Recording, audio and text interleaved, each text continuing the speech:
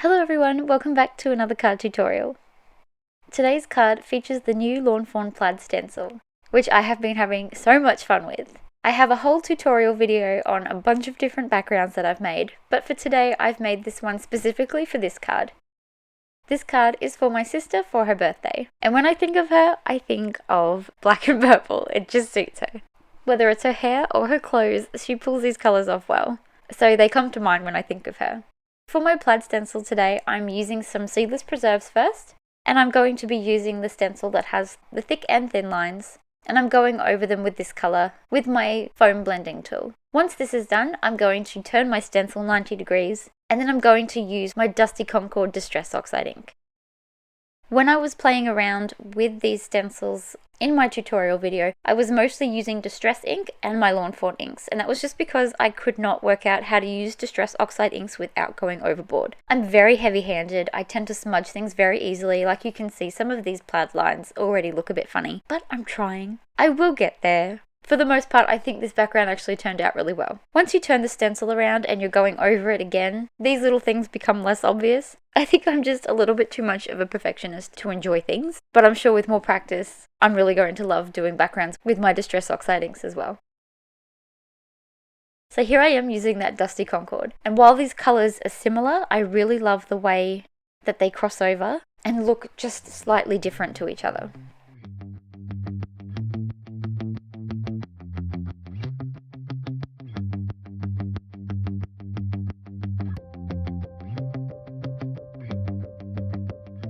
Once I was done with that stencil, I then moved on to the other stencil in this set that has only the skinny lines. And I'm using some black soot ink with this, using the same technique, just gently dabbing, sometimes twisting just to get the ink nice and dark on there.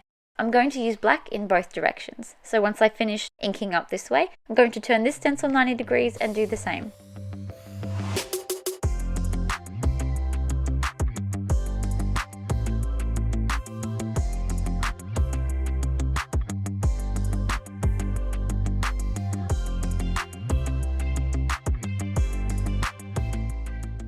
Okay, so now that's done, let's have a look and see how it turned out. I love it. I really, really love it. This one turned out so good. I'm so happy with it. Just for something a little bit extra and something very typical of me, I'm going in with my white gold watercolor pigment and sprinkling some of that all over the top. Not so much that my Distress Oxide inks react to the water, just enough for a little bit of shine. After that, I then round the corners, and I'm just loving this background so much. And here I am planning out what I'm going to do with this background now. I'm going to use my inside out, I think that's the right way, stitched scallop circles to cut out a hole in the middle. And so here that is cut out.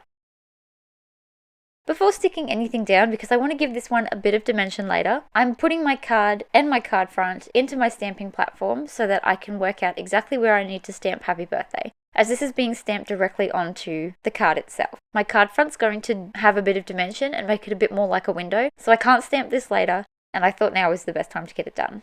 I stamped out some of these adorable banners from the Virtual Friends add-on set. I'm going to colour them in matching purples to the background. These are just some cheap alcohol markers that I picked up a while ago, but there's something about these two purples in particular that are really cute.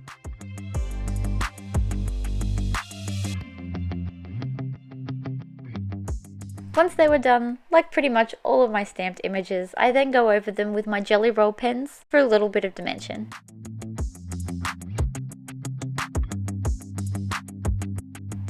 I noticed that this old party animal set has lots of cute little, I guess, confetti pieces, and so I decided to grab a couple of them out and stamp them onto my background around the sentiment in matching purple inks. Again, I used my stamping platform just to hold everything into place so I had a fair idea of where I could stamp these. I then quickly coloured in the letters for happy in this sentiment. I love that they're bubbly and open like this so that you can add any colours to it that match your card.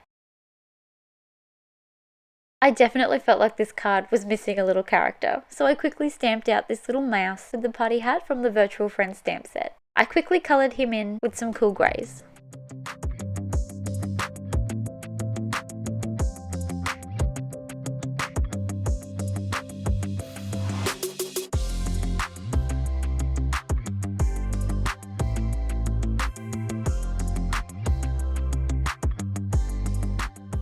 Once that was done, I then set to work on adding some dimension to my card front. Here I am just using some scrap pieces of kids adhesive foam and roughly measuring out some big pieces to cover up the back of my card front. This isn't going to be a shaker card, so I didn't need to be overly strict about filling in all the little gaps. All I needed to do was make sure that the back was even.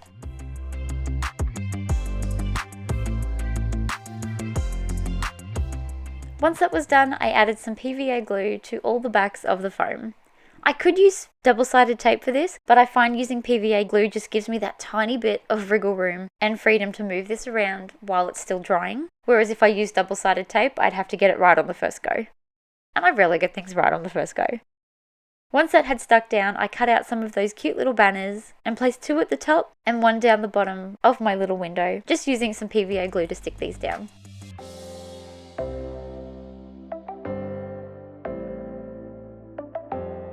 I then added my little mouse in behind the window, which just puts a little bit more emphasis on that dimension, having him sitting in the back there. I used some of the little stars from this little set. I've only used the tags so far, so it was exciting to get using these. I just placed a couple in the bottom corner as I felt like this space just needed something to fill it up a bit. And there we have it. This card is complete. I'd love to know what you think of it. It was so quick and easy and came together so nicely. If you enjoyed this video, then please give it a thumbs up. And please don't forget to subscribe to see what I make next. Thank you so much for watching. Bye for now.